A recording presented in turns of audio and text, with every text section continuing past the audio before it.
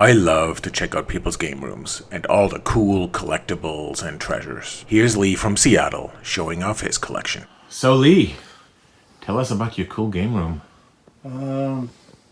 What are some things that are like your holy grails or... Holy grails. My love is the 2600 for the most part. I grew up with that.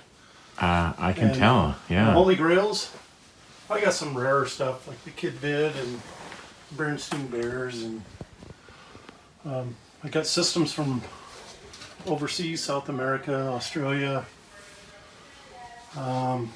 Just stuff I've collected over the past 30 years or so.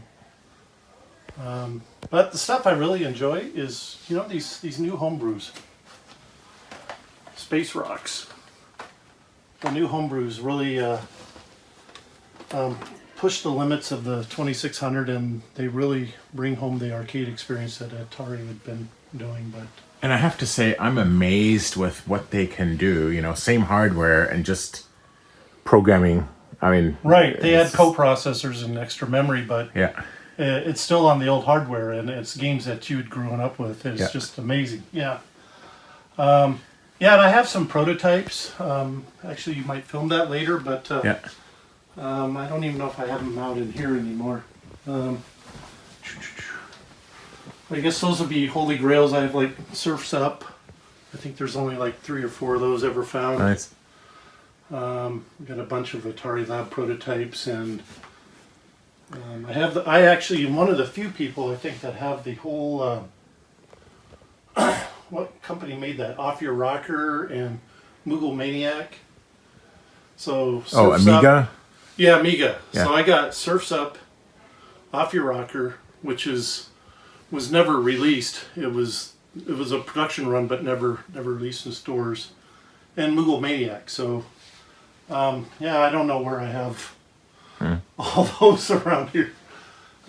Just for your audience, obviously, I've moved 3 or 4 times, and I just got tired of unpacking. So this is what it is for now. And, I know the feeling. I might be moving one more time, so not inclined to get everything out the way I used to have it. But anyhow, yeah.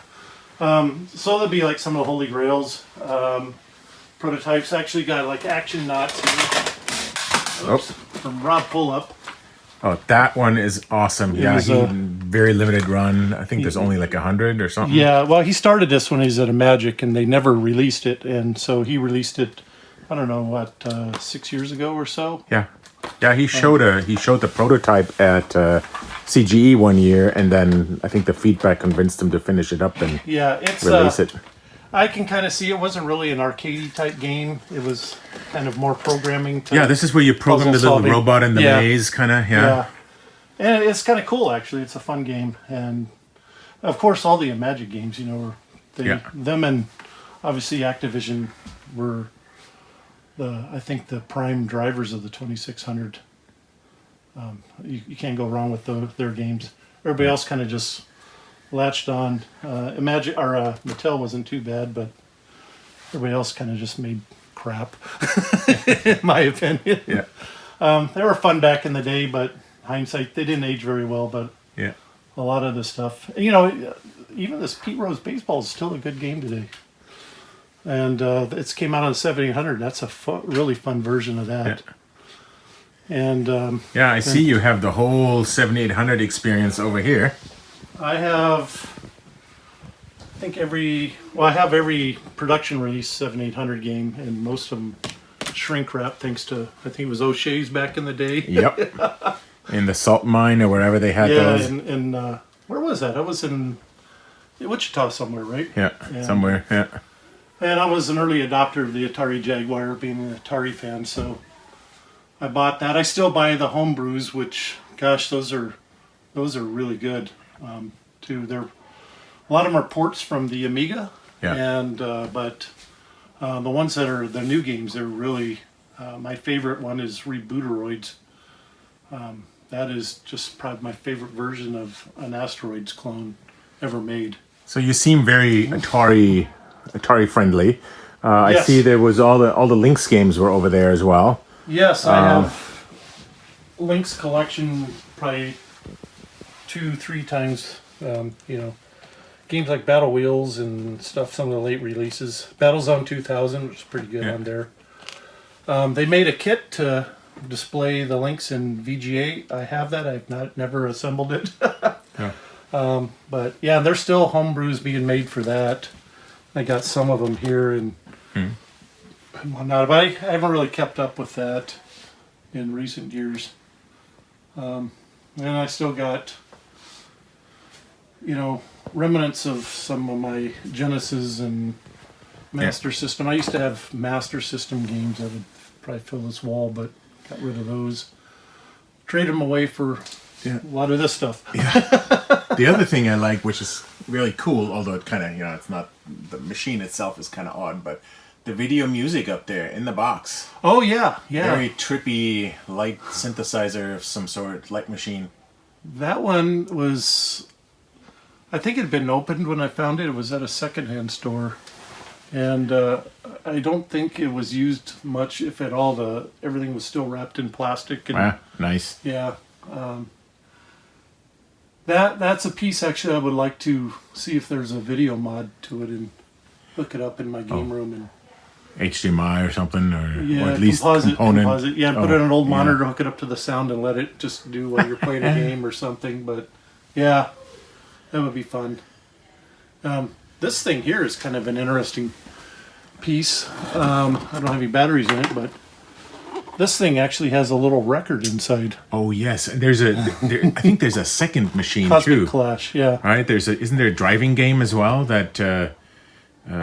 Maybe, I don't know, but this had and over the years, I know the record quit working. I got to take it apart, but to do that, that's why I never done it. You got to kind of take off the stickers, but the game still plays. But the record part of it, I think it's a little vinyl record in there. It's really really kind of unique piece, and of course everybody likes the Donkey Kong. All the VFDs, the VFDs are beautiful, and I think I saw the big Saxon with 2 VFDs that are being kind of mirrored on top of each other. I saw that here. I just got, this thing isn't well organized in here. This is kind of my holding room, I guess. All right, this is cool. So you have a Jaguar chair here. It's made by Nolan. Yeah. With a Jag pillow. And then in front of a Jag kiosk.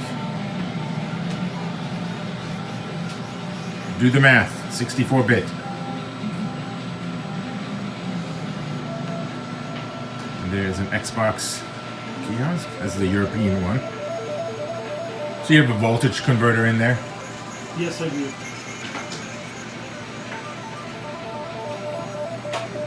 And then over here you have a Saturn kiosk.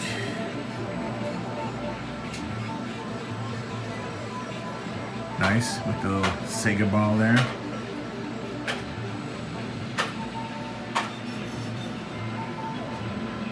More games.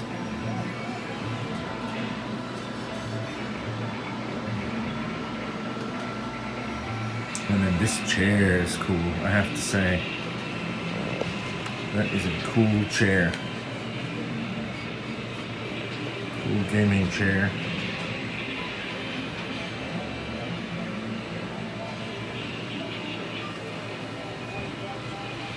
This is a piece of history.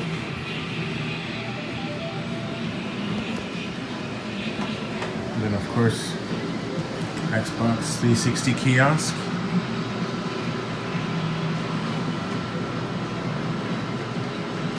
Connect. GameCube kiosk. That looks like the original television of the GameCube kiosk, is it? It's not the one that came with, but it is the television that came with. Hitachi. Okay. And I love all the Atari posters up there. That is very cool. PlayStation 2, Dreamcast.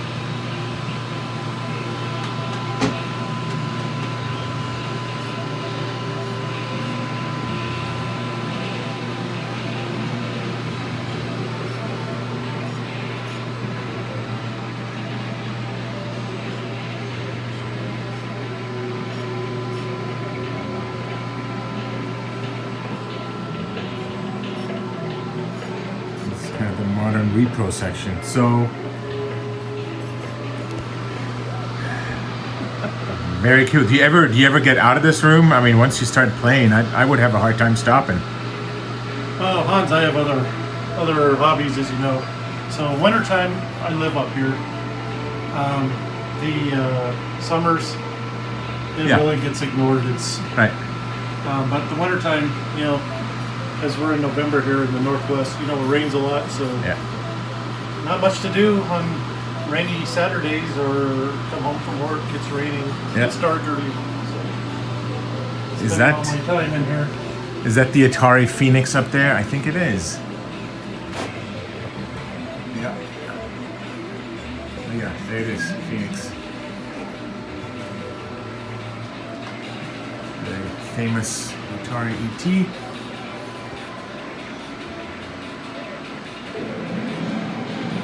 More Atari posters.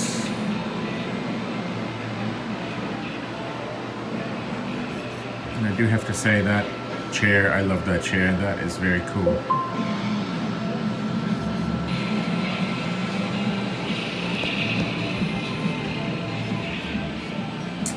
So Lee, what people may not know is you're one of the founders of the Northwest Classic Gaming. Yes, we held the first expo, if you want to call it, as more of a gathering back in 97. 97, yeah. And then that's actually where I met you, and I think the year later, 2 years later, Rick Weiss joined us, and we all kind of started, you know, growing the thing. And of course, Rick is, you know, the president of Portland Retro Gaming. So yeah, that's the kind of the history of how it all evolved. Yep. So the big Portland Retro Gaming Expo wouldn't be here without you and Rick.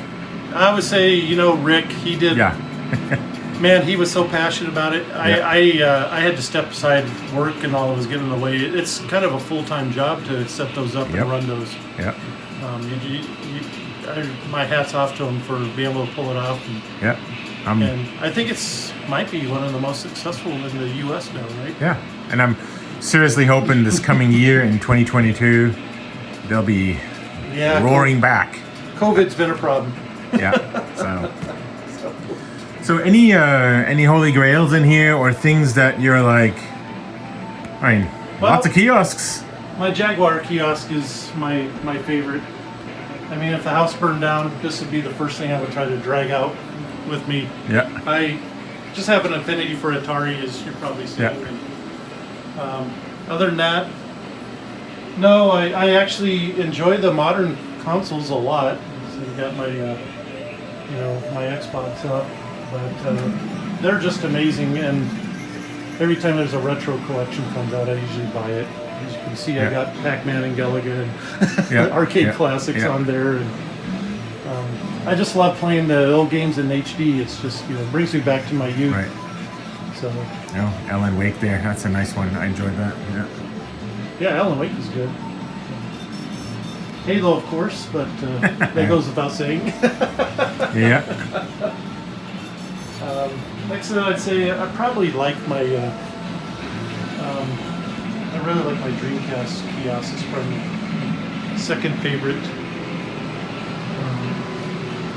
When they were discontinued, I knew a game store that had one, and I asked the manager, and he said, "Sure, meet me after work." And I slipped him $50, and he helped me load it in my truck. Oh man, I paid twice as much.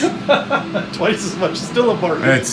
Absolutely. And the nice thing is, it came in 2 pieces. What's interesting about this one, it comes with I think a modded Japanese Dreamcast.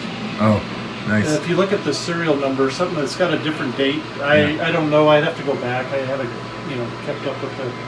But it is a different Dreamcast than the production ones. Yeah. That were nice. shipped.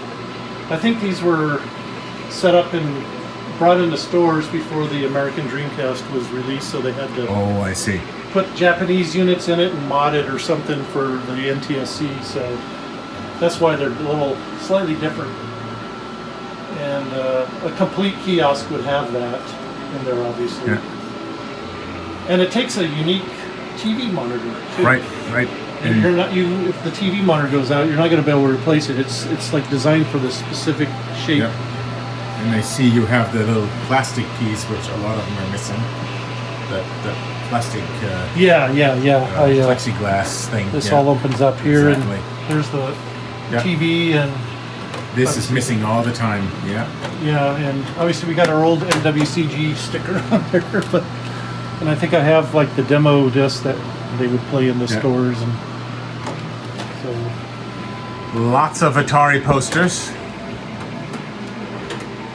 Very cool. Oh, these are the cardboard cutouts. Yeah, I remember those. Now, there is something really, really cool you wanted to show me. Something that is signed by Nolan. Oh, yeah, that's not... it's one of the classic gaming expos, they had a surprise guest. I don't even think the organizers were sure he was going to show up, but Nolan Bushnell showed up. And founder of Atari. As soon as I found out, I went and bought a heavy sixer from one of the vendors. I had to have the heavy sixer signed by Nolan. I actually got him to sign the box. And also good friends with Joe Decuir, one of the designers of the original hardware. Who lives right here in the Seattle area. That's correct. And so Joe signed that, and I got an Atari 800 that he signed as well. He's rather proud of both of these, and obviously he's one of the engineers on the Amiga hardware.